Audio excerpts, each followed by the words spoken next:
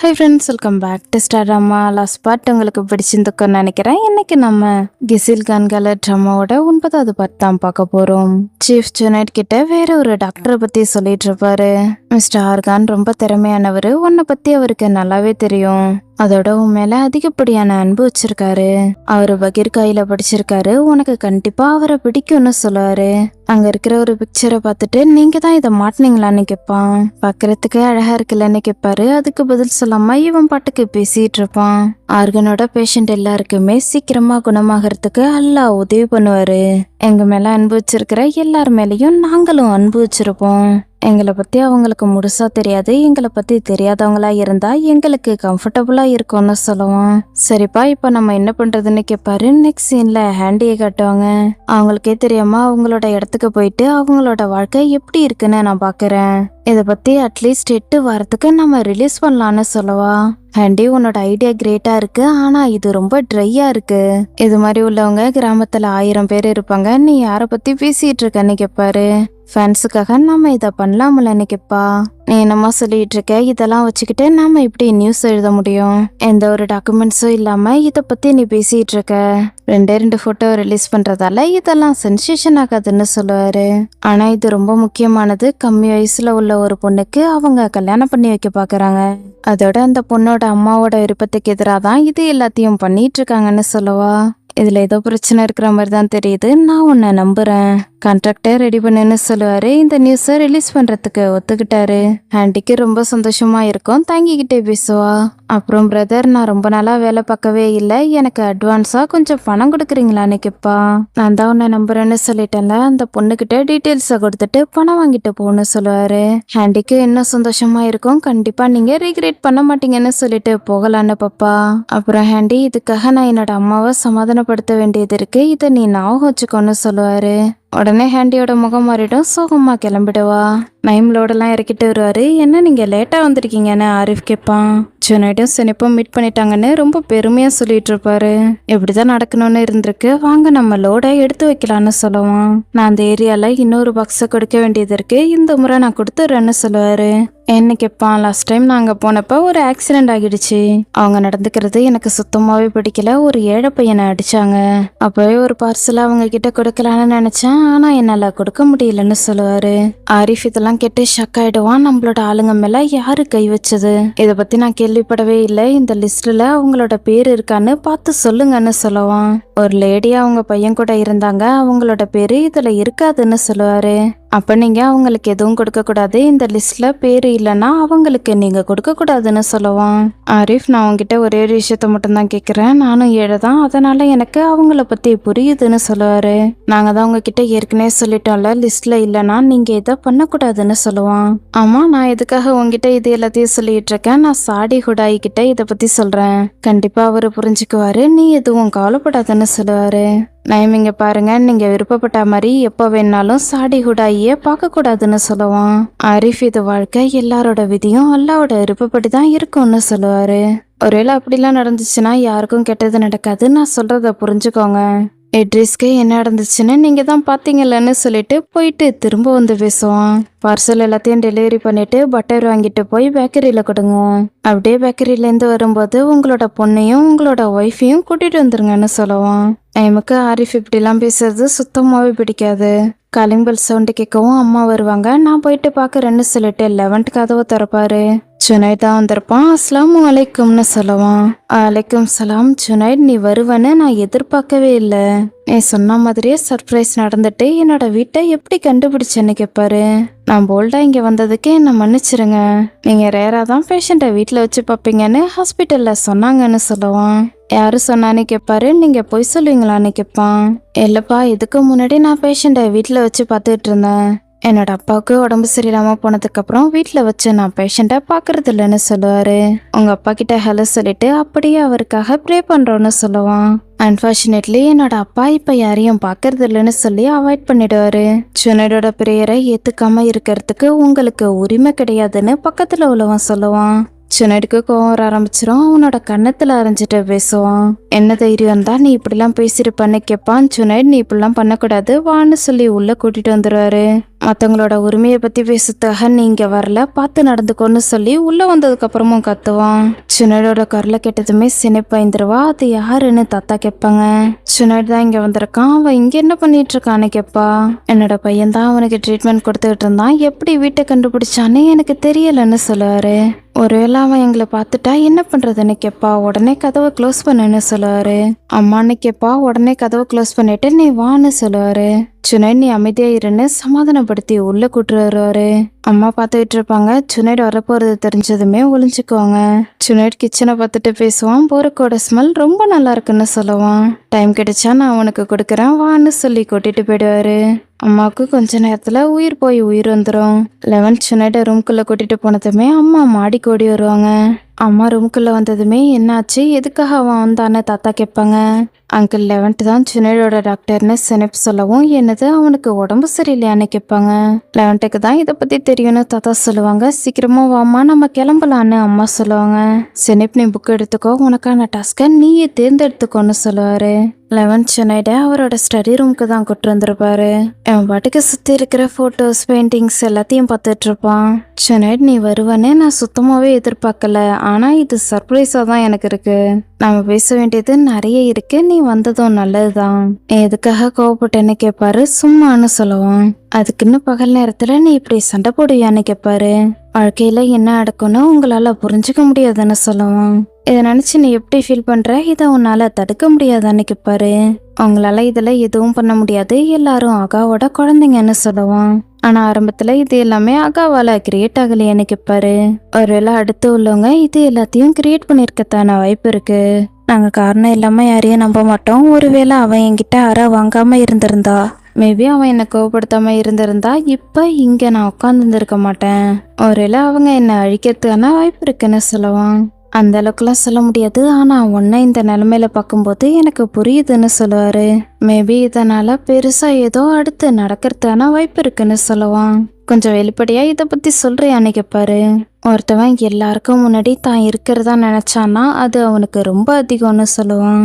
நம்ம வாழ்க்கையோட கண்ட்ரோல் நம்மளோட கையில இல்லையான்னு கேட்பாரு. இல்லைன்னு சொல்லுவான். என்னது இல்லையான்னு கேட்பாரு. எடுத்துக்காட்டுக்கு சொன்னோன்னா, நீங்க ஒரு சாதாரண மனுஷன் ஒரு வேலை தேடிட்டு இருக்கீங்க. ஒரு ஆர்கெஸ்ட்ரால உங்களுக்கு வேலை கிடைக்குது, அதோட உங்க விதியோட கேம் முடிஞ்சிருச்சு. இப்போ நீங்க சுயமரியாதைக்காக போராடிட்டு இருக்கீங்க, உங்களோட கனவுக்காக போராடிட்டு இருக்கீங்க. இனிமே இந்த இடத்துலதான் இருக்கணும்னு நீங்க முடிவு பண்ணிடுவீங்கன்னு சொல்லுவான். அவன் சாதாரணமா வேலை பார்க்கறவன் தானே, எனக்கு தெரிஞ்ச வரைக்கும் அவனுக்கு மியூசிக்கை பத்தி பெருசா எதுவும் தெரியாதுன்னு நினைக்கிறேன்னு சொல்லுவாரு. ஆமா, ஏன்னா உங்களுக்கு அடுத்து என்ன நடக்கும்ன்றது தெரியாது. இப்ப நீங்க ஒரு தாத்தான்னு வச்சுக்கோவோம், உங்களோட பேரன் கூடிய சீக்கிரம் பிறக்க போறான், அவனுக்கு உங்களோட பேரையே வைக்க போறாங்க. உலகத்துல உள்ள எல்லாருக்கும் உங்களை பத்தி தெரியும், உங்களோட பேரனுக்கு உங்களோட பேரை வச்சிருக்கீங்கன்றதும் எல்லாருக்குமே தெரியும். இந்த வாழ்க்கையில உங்களோட பர்பஸ் என்னன்னா தாத்தாவா இருக்கிறது மட்டும்தான். இல்லைன்னா உங்களோட பர்பஸ் ரொம்ப பெரிய கனவா இருக்கிறதுக்கான வாய்ப்பு இருக்கு.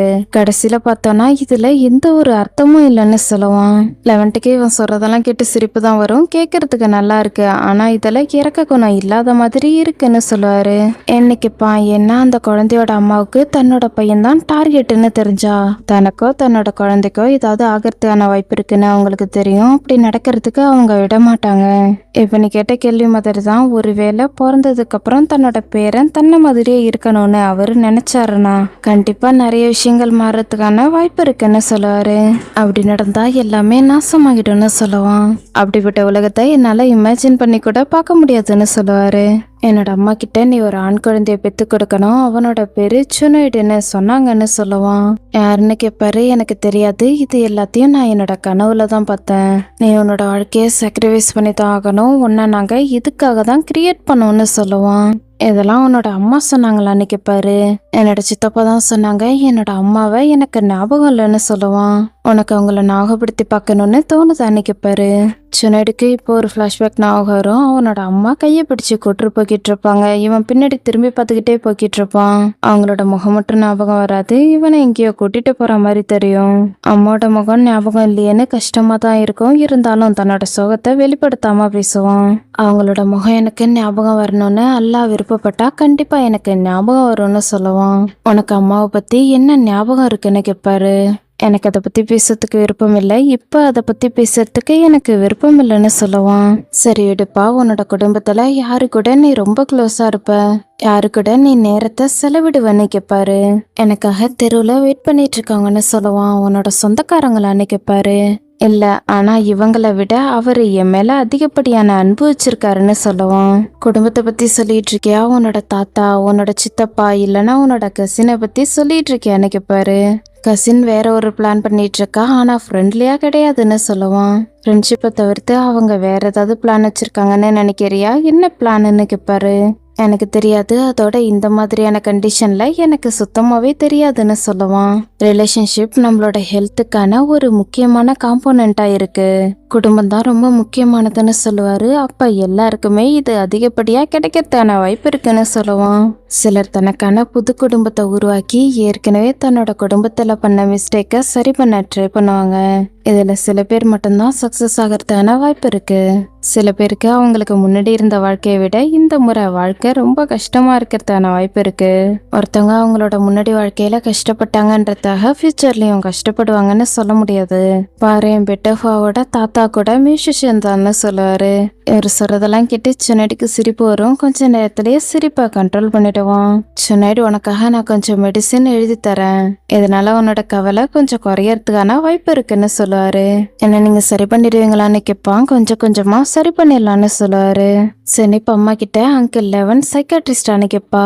ஆமாண்டா, வா போகலாம், நமக்கு லேட் ஆகிடுச்சுன்னு சொல்லுவாங்க. அம்மா, ஜுனைட் என்னை பார்த்து கத்துனான்னு சொல்லுவா. ஏன்னு கேட்பாங்க. சிமெண்ட்ரியில இருக்கும்போது உன்னை யாரு அனுப்புனான்னு சொல்லுன்னு கத்துனான்னு சொல்லுவா. ஒருவேளை அவன் உன் மேல கோவப்பட்டிருக்க மாட்டான். வா நம்ம போகலாம், நமக்கு லேட் ஆயிடுச்சுன்னு சொல்லி கூட்டிட்டு வருவாங்க. நயம் பேக்கரிக்கு வெளில வந்திருப்பாரு. பேக்கரிக்கு கொடுக்க வேண்டிய திங்ஸ் எல்லாத்தையுமே கார்ல இருந்து எடுத்து வச்சிட்டு இருப்பாரு. அம்மா நயமை பார்த்ததுமே ஷக் ஆயிடுவாங்க. செனப் வெயிட் பண்ணுன்னு சொல்லிட்டு ஒரு காருக்கு பின்னாடி ஒளிஞ்சுக்குவாங்க. நயம் பொருளை எடுத்து வைக்கிறதுல பிஸியா இருப்பாரு. அவரு பாக்குறதுக்குள்ளேயே 2 பேரும் பேக்கரிக்குள்ள போயிடுவாங்க. திங்ஸ் எல்லாம் உள்ள வச்சுட்டு கொஞ்ச நேரத்துல வெளில வந்து உடம்பு சரியில்லாத மாதிரி ஆக்ட் பண்ணுவாங்க. மெரியம், உனக்கு உடம்பு சரியில்லையா, செனிப் எப்படி இருக்கா, நல்லா இருக்காளான்னு கேட்பாரு. நல்லா இருக்கா, நீங்க வந்ததை நான் பார்த்தேன், அதனாலதான் உங்ககிட்ட பேசலான்ட்டு வந்தேன், என்ன ஆச்சுன்னு கேட்பாங்க. எதுக்காக உன் கூடவே நீ பொண்ணெல்லாம் கூட்டு வந்துகிட்டு இருக்க, நான் சமைக்கிறதுக்கு தேவையான பொருள் எல்லாத்தையும் எடுத்துட்டு வந்திருக்கேன், கடையில உள்ள யாரையாவது வந்து இந்த பொருள் எல்லாத்தையும் எடுத்துட்டு போக சொல்லு, அப்படியே 2-3 கிலோ போறக்க எடுத்துருவான்னு சொல்லுவாரு. நான் இப்பதான் ரெடி பண்ணிட்டு இருக்கேன், இன்னும் பேக் பண்ணலன்னு சொல்லுவாங்க. ஏற்கனவே ப்ரிப்பேர் பண்ணதை எனக்கு எடுத்துட்டு வா, நாளைக்கு திரும்பவும் செஞ்சுக்கோன்னு சொல்லுவாரு. என்ன இவர் பாட்டுக்கு வந்து கேட்டுட்டு இருக்காருன்னு அம்மா ஒரு மாதிரி பார்ப்பாங்க. உன்னோட ஹஸ்பண்டை பத்தி நீ என்ன நினைச்சிட்டு இருக்க, நான் பணம் கொடுத்துதான் வாங்கிக்க போறேன், போறக்க எடுத்துட்டு போய் ஏழைகளுக்கு கொடுக்க போறேன், இதனால நம்மளோட பொண்ணுக்கு நல்லது நடக்கும், நம்ம பொண்ணுகிட்ட எடுத்துட்டு வராத, அவ கல்யாண பொண்ணு, அவளை அதிகமா வேலை வாங்காதன்னு சொல்லுவாரு. அம்மா ஷாப்குள்ள வந்ததுக்கு அப்புறம் தான் மூச்சை விடுவாங்க. இப்பதான் நிம்மதியா இருக்கும். சுனட் மெடிக்கல் ஷாப்புக்கு வந்திருப்பான். டாக்டர் எழுதி கொடுத்த பேப்பரையும் உங்களோட ஐடி கார்டையும் கொடுங்கன்னு கேட்பாங்க. 2யும் கொடுத்ததுக்கு அப்புறம் இது உங்களுக்கான்னு கேட்பாங்க. பேஷண்ட்டை பார்த்த உடனே கண்டுபிடிக்க முடியாது. ஆமா, எனக்கு தான். இந்த மெடிசனை சாப்பிட்றதால கோவம் குறையுமான்னு கேட்பான். இதுல பெனிஃபிட் இல்லைன்னா டாக்டர் கண்டிப்பா எழுதி கொடுத்துருக்க மாட்டாங்கன்னு சொல்லுவாங்க. ஆமா, நீங்க சொல்றது சரிதான்னு சொல்லிட்டு மெடிசன் எடுத்து கொடுக்கறதாக வெயிட் பண்ணிட்டு இருப்பான். அம்மா பேக்கரியில போரக் செஞ்சிட்டு இருப்பாங்க. செனிப் ஹெல்ப் பண்ணுவா. சார் எல்லார்கிட்டயும் நல்லா வேலை பாருங்கன்னு சொல்லிட்டு அம்மா கிட்ட பேசுவாங்க. நீங்க பேக்கரிக்கு வரமாட்டேன்னு சொன்னீங்களே என்ன கேட்பாங்க. இன்னைக்கு வேற சாய்ஸ் இல்ல, அதனாலதான் இங்க குக் பண்ண வேண்டியதாயிடுச்சுன்னு சொல்லி சமாளிப்பாங்க. அவங்களோட ஹஸ்பண்ட் வந்து போரக் வாங்கிட்டு போனாரேன்னு அதை பத்தி கேட்பாங்க. நல்லதுக்காக தான் வாங்கிட்டு போனாரு, என்னோட சம்பளத்துல இருந்து பிடிச்சுக்கோங்கன்னு சொல்லுவாங்க. வீட்டுல இருந்துதான் வேலை பார்ப்பேன்னு சொன்னீங்க, இப்ப எதுக்காக இங்க வந்திருக்கீங்கன்னு கேட்பாங்க. இப்ப அம்மாவுக்கு என்ன பதில் சொல்றதுன்னே தெரியாது. சனி பேசுவா. நான் தான் இங்க வரணும்னு ஆசைப்பட்டேன், அதனாலதான் அம்மா என்ன கூட்டிட்டு வந்தாங்கன்னு சொல்லுவா. எப்படிலாம் சமாளிக்க வேண்டியதா இருக்குன்னு அம்மா பார்ப்பாங்க. உடனே தலையை குனிச்சுக்குவா. நைம் ஒரு கடைக்கும் வெளில அம்மாவையும் பையனையும் பார்த்துருப்பாரு இல்லையா, அவங்களோட வீட்டுக்கு தான் வந்திருப்பாரு. வெளில அந்த குட்டி பையனோட செப்பலும் அவங்க அம்மாவோட செப்பலும் இருக்கும். 2ம் பார்க்கறதுக்கு பழசா இருக்கும். போரக்கு கீழே வச்சுட்டு போகலான்ட்டு பார்ப்பாரு. இருந்தாலும் மனசு கேட்காது. கேட்டுல மாட்டி விட்டுட்டு போகலான்னு பார்ப்பாரு. ஆனாலும் மனசு கேட்காது. லைட்டா கதவை தட்டுவாரு. வீட்டுக்கு யாரோ வந்திருக்காங்க போலன்னு அந்த லேடி ஆர்வமா வந்து பார்ப்பாங்க. கவர்ல போரக்கு இருக்கிறத பார்த்துட்டு யாரு வச்சுட்டு போனான்னு பார்ப்பாங்க.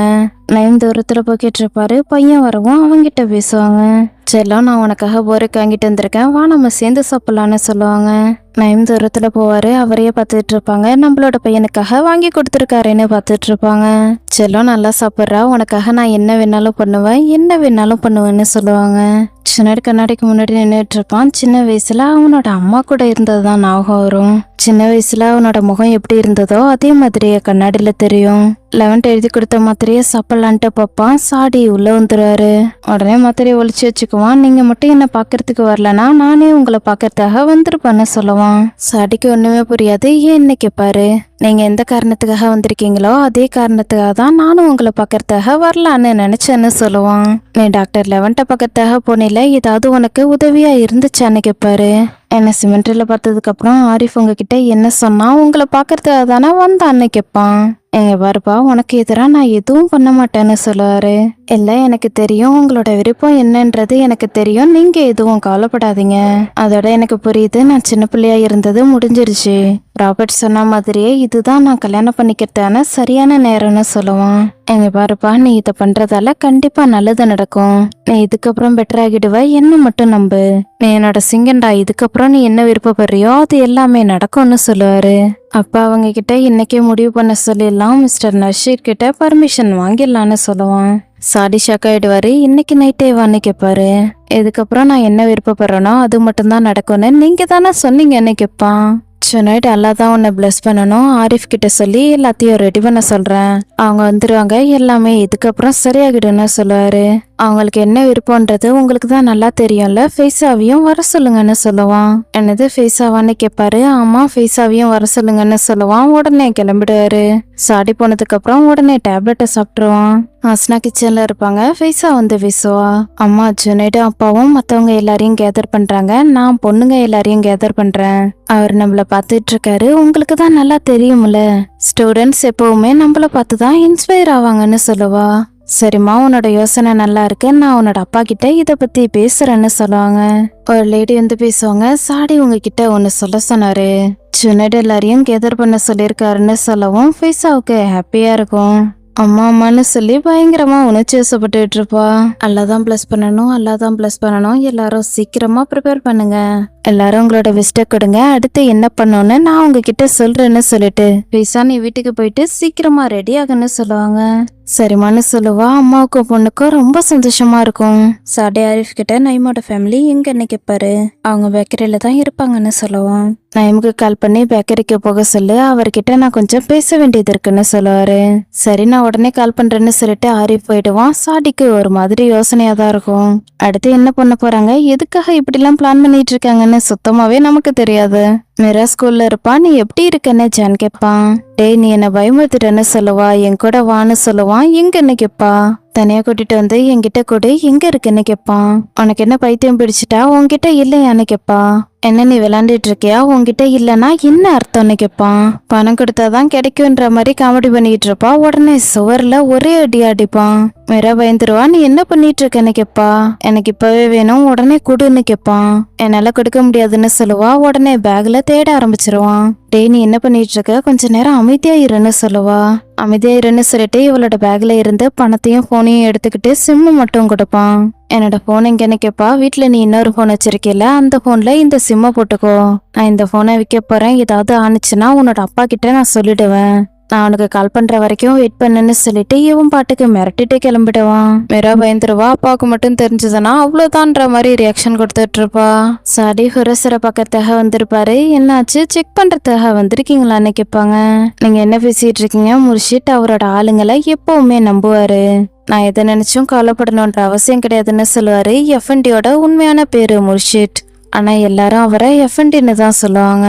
அவங்க ஈவினிங் குடிக்கிறதுக்காக காஃபி போடுவாங்க, நீயும் போயிட்டு அவங்க கூட காஃபி குடின்னு சொல்லுவாரு.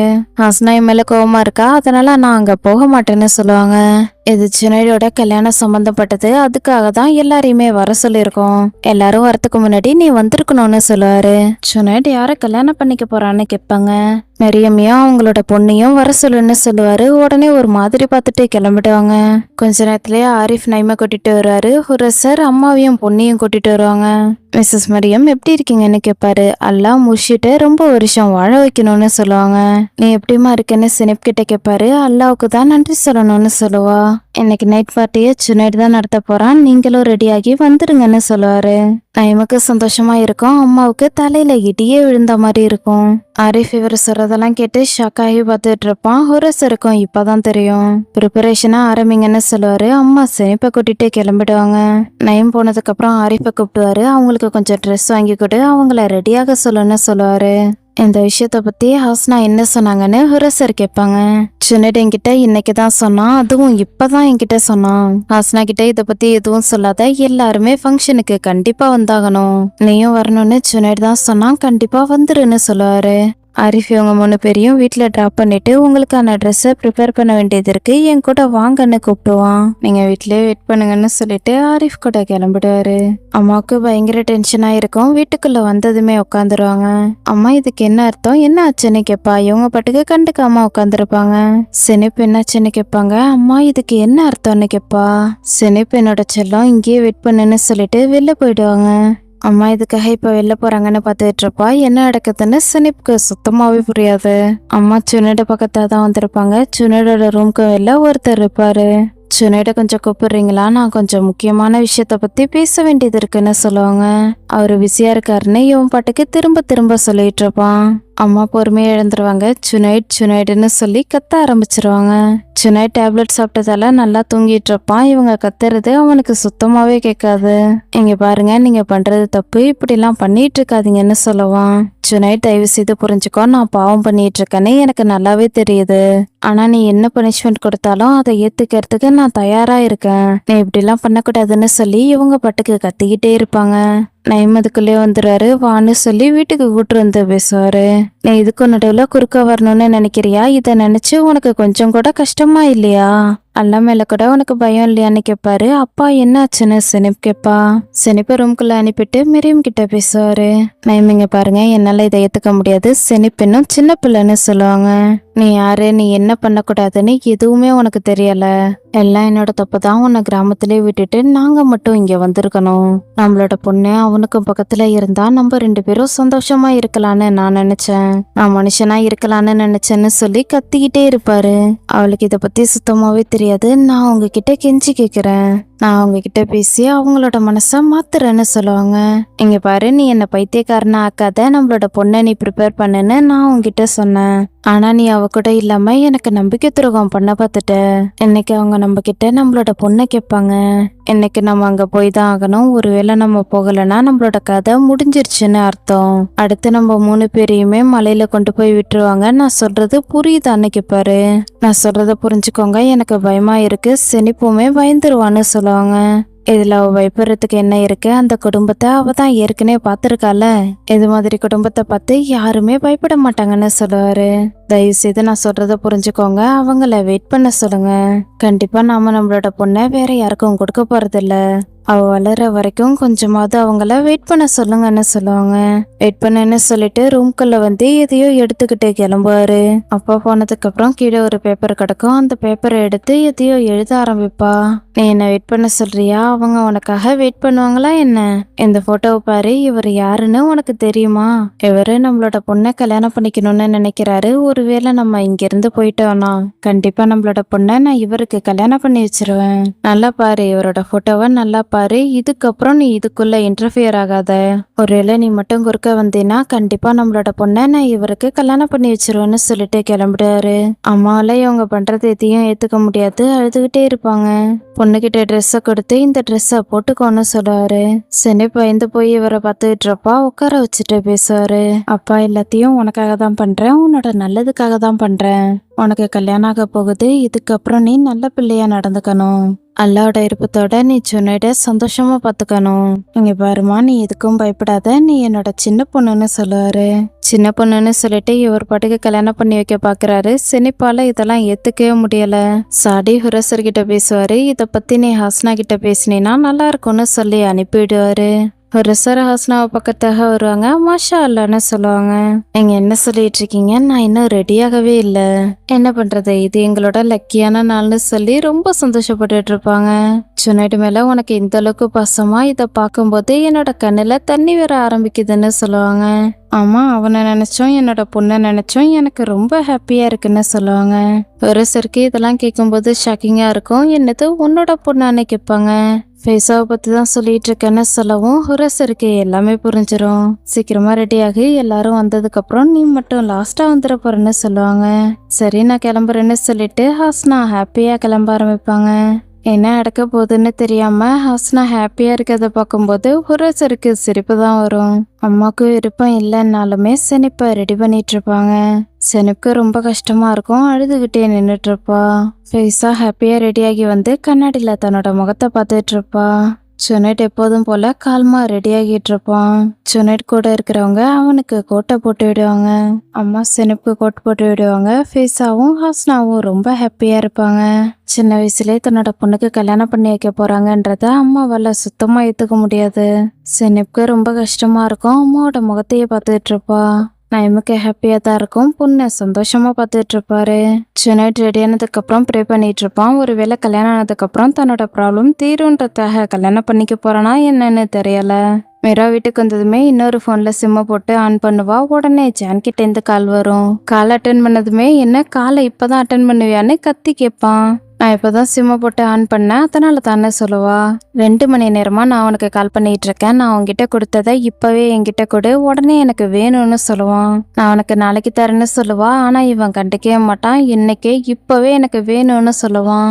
இந்த நேரத்துல எப்படி உன்கிட்ட என்னால கொடுக்க முடியும்னு கேட்டா உன்னோட வீட்டுக்கும் வெளில தான் இருக்கேன்னு சொல்லுவான். இங்க பாரு, நீ முட்டாள்தனமெல்லாம் பண்ணிட்டு இருக்காத. என்னோட அப்பா வீட்டுல தான் இருக்காங்க. உன்னை பார்த்துட்டாங்கன்னா அவ்வளோதான், இங்க இருந்து போயிட்டுன்னு சொல்லுவா. இவன் வாங்காம போற மாதிரியே தெரியாது. என்னால போக முடியாதுன்னு சொல்லுவான். டேய், நான் சொல்றத புரிஞ்சுக்கோ. என்னால இப்போதைக்கு வெளில வர முடியாதுன்னு சொல்லுவா.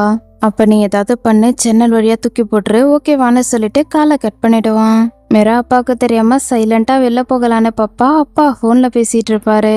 அப்பாவுக்கு தெரியாம எப்படியாவது வெளில போகிடலான்னு கதவை திறப்பா. அப்பா பாத்துருவாங்க. மீரான்னு கூப்பிட்டுவாரு. உடனே கையில இருக்கிற மெடிசனை மறைச்சு வச்சுக்குவா. காலை கட் பண்ணி வச்சுட்டு, மீரா நீ என்ன பண்ணிட்டு இருக்கன்னு கேட்பாரு. நான் கொஞ்சம் ஸ்நாக்ஸ் ஆர்டர் பண்ணியிருக்கேன். டெலிவரி மேன் கால் பண்ணவே இல்லை, அதனால தான் வெயிட் பண்ணிட்டு இருக்கேன். தாத்தா வருத்தப்படுவாங்கல்ல, அதனால தான் வெளில போயிட்டு பார்க்கலான்ட்டு போறேன்னு சொல்லுவா. சரிம்மா, அவங்க பைக்ல தானே வருவாங்க, அவங்களுக்கு டிப்ஸ் கொடுன்னு சொல்லுவாரு. உடனே கையை மறைச்சுக்குவா. அப்பா பாத்துறாரு. உன்னோட கையில என்ன இருக்குன்னு கேட்பாரு. குப்பை தான் இருக்கு, வெளில தூக்கி போடலான்னு எடுத்துட்டு போறேன்னு சொல்லுவா. குடுமா, நான் தூக்கி போட்டுறேன்னு சொல்லுவாரு. அப்பா நீங்க உங்களோட வேலையை பாருங்கன்னு கோவமா பேசுவா. மீரா என்னாச்சுன்னு கேட்பாரு. நீங்க எதுக்காக அதை நினைச்செல்லாம் கேர் பண்ணிட்டு இருக்கீங்கன்னு சொல்லிட்டு ரெஸ்ட் ரூம்குள்ள போய் கதவை சாத்திடுவா. 11 பயந்துருவாரு. நைம் பொண்ணோட முகத்துல துணியை எடுத்து விட்டுட்டு வா போகலான்னு கூப்பிடுவாரு. செனிப்பு அம்மாவையே சுகமா பார்த்துட்டு இருப்பா. அம்மாவும் கூட வரலான்னு பார்ப்பாங்க. நீ இங்கே வெயிட் பண்ணு, நீ வர வேணாம். இதுக்கப்புறம் நீ எதுவும் பேசணுன்ற அவசியம் கிடையாது. எல்லாம் முடிஞ்சிச்சுன்னு சொல்லுவாரு. செனிப்பாப்பான்னு கூப்பிடுவா. செனிப்பா போகலாம். இப்ப நீ உன்னோட அப்பா சொல்றத மட்டும்தான் கேட்கணும்னு சொல்லுவாரு. நான் அம்மா கிட்ட கொஞ்சம் பேசலாமான்னு கேட்பா. பேசுன்னு சொல்லுவாரு. அம்மா ஹக் பண்ணிட்டு அம்மாவோட பாக்கெட்ல எதையோ வைப்பா. அம்மாவும் புரிஞ்சுக்குவாங்க. அம்மா தேங்க்யூம்மா, நீங்க எதுக்கும் கவலைப்படாதீங்கன்னு சொல்லிட்டு அப்பா கூட போவா. வீட்டுல இருந்து வெளில வந்ததுமே 2 லேடிஸ் செனிப் கிட்ட வருவாங்க. இன்னும் 3 பேர் நின்றுட்டு இருப்பாங்க. செனிப் அம்மா கிட்ட சைலண்டா எதையோ சொல்லுவா. அம்மாவும் புரிஞ்சுக்குவாங்க. எல்லாரும் சேர்ந்து செனிப்பை கூட்டிட்டு போயிடுவாங்க. அம்மா செனிப் கொடுத்த பேப்பரை ஓபன் பண்ணி பார்ப்பாங்க. அடுத்து யாருக்கோ கால் பண்ணுவாங்க. 11 மீராவை கூப்பிட்டுக்கிட்டே இருப்பாரு. மீரா நான் அவங்ககிட்ட பேசணும், தயவு செய்து வெளில வான்னு கூப்பிட்டுவாரு. மீரா பதட்டமா இருப்பா. அந்த பாக்கெட்ல உள்ள எல்லாத்தையுமே டாய்லெட்ல போட்டு ஃப்ளஷ் பண்ணிடுவா. மீரா தயவு செய்து வெளில வா, என்கிட்ட இருந்து நீ என்னத்தை மறைக்கிறேன்னு கேட்பாரு. மீராவுக்கு பதட்டமாக ஆரம்பிக்கும். நாப்கின்குள்ள அந்த கவரை வச்சுட்டு அதை இன்னொரு பெரிய கவர்ல வச்சிருவா. மீரா நீ என்னோட ஒரே ஒரு செல்லம், வெளில வான்னு கூப்பிட்டுவாரு. வெளில வந்ததுமே நீ என்ன பண்ணிட்டு இருந்த, என்கிட்ட கூடுன்னு கேட்பாரு. இது பர்சனல் திங்ஸ், மற்ற குப்பையோட இதை போடுறதுல எனக்கு விருப்பம் இல்லை, அதனால தான் வெளில கொண்டு போய் போடலான்னு பார்த்தேன், வேணும்னா பாருங்கன்னு சொல்லவா. இல்லம்மா நான் வந்துன்னு எதையோ சொல்ல ட்ரை பண்ணுவாரு. இவருக்கு கால் வரும். மிராக்கு இப்பதான் நிம்மதியா இருக்கும், நீங்க போயிட்டு காலை அட்டன் பண்ணுங்கன்னு சொல்லவா. காலை அட்டன் பண்ணி பேசுவாரு. கொஞ்ச நேரத்திலேயே வீட்டை விட்டு வெளில வருவாரு. 11 பார்த்ததுமே ஜான் காருக்குள்ள ஒளிஞ்சுக்குவான். இவரு பாப்பாரு, ஆனா பெருசா கண்டுக்க மாட்டாரு. அர்ஜென்ட்டா எங்கேயோ போற மாதிரி தெரியும். காரை ஸ்டார்ட் பண்ணிட்டு கிளம்பிடுவாரு. ஹாஸ்னாவும் ஃபைஸாவும் ஹாப்பி மூட்ல தான் இருப்பாங்க. ஹுரசர் கூட வருவாங்க. இவங்க 2 பேரும் ஹாப்பியா இருக்கிறத பார்க்கும்போது ஹுரசருக்கு சிரிப்பு தான் வரும். ஏன்னா இவங்க நினைக்கிறது நடக்க போறது இல்லைன்னு ஹுரசருக்கு நல்லாவே தெரியும். ஜுனைட் எல்லாரவும் ஃபைஸா தலையை குனிஞ்சுக்குவா. ஜுனைட் உள்ள வந்து சென்டர்ல நிப்பான். ஹஸ்னாவுக்கு ஹாப்பியா இருக்கும். தன்னோட பொண்ணை ஜுனைட் தான் கல்யாணம் பண்ணிக்க போறான்னு பார்த்துட்டு இருப்பாங்க. நயம் சினிப்பை கூட்டிட்டு வருவாரு. ஃபைஸா இன்னமும் வைக்கப்பட்டுட்டு இருப்பா. நயம் சினிப்பை கூட்டிட்டு வரத பார்த்து ஹஸ்னாவும் ஃபைஸாவும் ஷாக் ஆயிடுவாங்க. சினிப் ஜுனைடுக்கும் பக்கத்துல வந்து நிப்பா. ஃபைஸாவால இதெல்லாம் தாங்கிக்கவே முடியாது. ஹஸ்னாவோட ரியாக்ஷனையும் ஃபைஸாவோட ரியாக்ஷனையும் பார்க்கும்போது ஹுரசருக்கு சிரிப்பு தான் வரும். சினிப் ஹுரசருக்கும் பக்கத்துல நின்றுட்டு இருப்பா. கொஞ்சம் தள்ளி நிக்க வைப்பாங்க, எல்லாருக்கும் தெரியற மாதிரி. ஃபைஸாவால சுத்தமா தாங்கிக்க முடியாது. அம்மா இங்க என்ன நடந்துகிட்டு இருக்குன்ற மாதிரி பார்த்துட்டு இருப்பா. சாடி முஷிட்டோட ரூம்ல இருந்து வெளில வருவாரு. எல்லாரும் இவரையே பார்த்துட்டு இருப்பாங்க. சாடி, நாங்க உங்ககிட்ட என்ன சொன்னோம், ஆனா நீங்க என்ன பண்ணி வச்சிருக்கீங்கன்ற மாதிரி ஃபைஸாவும் ஹாஸ்னாவும் பார்ப்பாங்க. நீங்க முர்ஷித் கிட்ட பர்மிஷன் வாங்கிட்டீங்களான்னு ஜுனைட் கேட்பான். நீ தான் போயிட்டு பர்மிஷன் வாங்கணும்னு சொல்லுவாரு. ஜுனைட் முர்ஷிட்ட பக்கத்துல அவரோட ரூம்க்கு போவான். இது எதுக்குமே நான் காரணம் இல்லைன்ற மாதிரி சாடி பார்ப்பாரு. ஹாஸ்னா இவரை கோவமா பார்த்துட்டு இருப்பாங்க. ஃபைஸாவால சுத்தமா தாங்கிக்க முடியாது. சோகமா அம்மாவை பார்த்துட்டு இருப்பா. நீ எதுவும் வருத்தப்படாதன்ற மாதிரி ஹாஸ்னா ரியாக்ஷன் கொடுப்பாங்க. செனிப்பை பார்க்கும்போது ஃபைஸாவுக்கு கோவமா வரும். முறைச்சு பார்த்துட்டு இருப்பா. ஹுரசருக்கு ஃபைஸாவையும் ஹாஸ்னாவையும் பார்க்கும்போது பயங்கர என்டர்டெயின்மெண்ட்டாக இருக்கும். 11 ஒரு இடத்துல வெயிட் பண்ணிட்டு இருப்பாரு. மெரியம் வருவாங்க. மெரியம், எதுக்காக நீங்க எனக்கு கால் பண்ணீங்க? எதுவா இருந்தாலும் நான் பாத்துக்கிறேன்னு நீங்க தானே சொன்னீங்கன்னு கேட்பாரு. ஒருவேளை உதவி தேவைப்பட்டுச்சுன்னா நான் தான் உங்களுக்கு கால் பண்றேன்னு சொன்னல. அவங்க இந்த அளவுக்கு அவசரப்படுவாங்கன்னு நான் எதிர்பார்க்கவே இல்லைன்னு சொல்லுவாங்க. அப்ப நீங்க உடனே போலீஸ் கிட்ட அவங்கள இன்ஃபார்ம் பண்ணலாம்ல, அவங்க மாட்டிக்குவாங்கன்னு சொல்லுவாரு. அப்படிலாம் பண்ணக்கூடாதுன்னு சொல்லுவாங்க. மிஸ்டர் முஷிட்காக தானே நீங்க இப்படிலாம் சொல்லிட்டு இருக்கீங்க. போலீஸ் மட்டும் வந்தாங்கன்னா மொத்தமா எல்லாரையுமே கூட்டிட்டு போயிடுவாங்கன்னு சொல்லுவாரு. மெரியம் இதுக்குமே ஒத்துக்க மாட்டாங்க. இப்படிலாம் பண்ணக்கூடாதுன்னு சொல்லுவாங்க. மெரியம் ஆரம்பத்துல இருந்து அவங்க இதை தான் பண்ணணும்னு முடிவு பண்ணியிருக்காங்க. உங்களுக்கு புரியுதா இல்லையான்னு கேட்பாரு. அப்ப என்னோட பொண்ணுன்னு கேட்பாங்க. அவளுக்கு சோசியல் ப்ரொடெக்ஷன் கிடைக்கும். அவ பெரிய பிள்ளையா வளர்ற வரைக்கும் அங்க பாதுகாப்பா இருப்பான்னு சொல்லுவாரு. சனி வருத்தப்படுவா. அப்படிலாம் என்னால பண்ண முடியாதுன்னு சொல்லுவாங்க. என்னால உங்களுக்கு இந்த ஒரு உதவி மட்டும்தான் பண்ண முடியும், வேற எதுவும் என்னால பண்ண முடியாதுன்னு சொல்லுவாரு. வேற ஏதாவது யோசிங்கன்னு சொல்லுவாங்க. என்னால வேற எதுவும் பண்ண முடியாதுன்னு சொல்லுவாரு. என்னோட பொண்ணை சுனைடுக்கு கொடுக்க போறாங்கன்னு சொல்லுவாங்க. உடனே ஷாக் ஆகி பார்ப்பாரு. சுனைடு முர்ஷிட்டோட ரூம்ல இருந்து வெளில வருவான். இவன் என்ன சொல்ல போறான்னு எல்லாருமே ஆர்வமா பார்த்துட்டு இருப்பாங்க. செனிப்பால இந்த கல்யாணத்தை ஏத்துக்க முடியாது, அழுதுகிட்டே இருப்பா. சுனைட தான் கல்யாணம் பண்ணிக்க முடியலன்றத ஃபைஸாவால ஏத்துக்கவே முடியாது, அழுதுகிட்டே இருப்பா. சாடி ஹுடாயி, நீங்களும் உங்களோட ஒய்ஃபும் எனக்கு விட்னஸா இருக்கிறீங்களான்னு கேட்பான். எனக்கு சம்மதம்னு சாடி சொல்லுவாரு. உடனே ஹாஸ்னாவை பார்ப்பான். ஹாஸ்னாவால இதெல்லாம் ஏத்துக்கவே முடியாது, எனக்கு சம்மதம்னு சொல்லுவாங்க. ஃபைஸா, நீ கல்யாண பொண்ணோட டீச்சரா இருக்கியான்னு கேட்பான். ஃபைஸா என்ன பதில் சொல்ல போறான்னு எல்லாருமே ஷாக் ஆகி பார்த்துட்டு இருப்பாங்க. அழுகையை கண்ட்ரோல் பண்ணிட்டு பேசுவா. எனக்கு சம்மதம்னு சொல்லுவா. பொண்ணோட அப்பாவுக்கு சம்மதமானு கேட்பா. நைமுக்கு ரொம்ப ஹாப்பியா இருக்கும். எனக்கு சம்மதம்னு ரொம்ப சவுண்டா சொல்லுவாரு. பொண்ணோட அம்மாவுக்கு சம்மதமானு கேட்பான். அதுக்கும் இவரே சம்மதம்னு சொல்லுவாரு. பொண்ணோட அம்மாவுக்கு இதுல சம்மதமானு 2 முறை கேட்பான். பொண்ணோட அம்மாவை வர சொல்லுங்கன்னு சாடி ஆரிஃப் கிட்ட சொல்லுவாரு. நைம் ஹாப்பியா இருக்கிறத ஹாஸ்னாவால ஏத்துக்கவே முடியாது. ஃபைஸாவால இதெல்லாம் தாங்கிக்கவே முடியாது. எனக்கு இதுல விருப்பம் இல்லைன்னு ஃப்ராங்கா ரியாக்ஷன் கொடுத்துட்டு இருப்பா.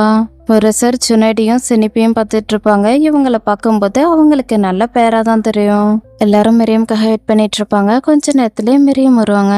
சினிப்பு அம்மாவையே சோகமா பார்த்துட்டு இருப்பா. உன்னோட அம்மாவுக்கு இதுல சம்மதமானு கேட்பான். மெரியம் என்ன சொல்ல போறாங்கன்னு மொத்த பேருமே ஆளுக்கு ஒரு ரியாக்ஷன் கொடுத்துட்டு இருப்பாங்க. அம்மா இந்த ஒரு பதிலும் சொல்லாம சைலண்டா இருப்பாங்க. அம்மா என்ன பதில் சொல்ல போறாங்களோன்னு சினிப் பயந்துகிட்டே இருப்பா. நாம கேட்டதுக்கு இன்னும் பதில் சொல்லாம இருக்காங்களேன்னு சுனைட் பார்ப்பான். அம்மா இந்த ஒரு பதிலும் சொல்லாம சினிப்பை பார்த்துட்டு இருப்பாங்க. இதோட இந்த பாட்டோடையது. இந்த பாட்டு உங்களுக்கு பிடிச்சிருந்துக்கும்னு நினைக்கிறேன். பிடிச்சிருந்தா மறக்காம லைக் அண்ட் சப்ஸ்கிரைப் பண்ணுங்க.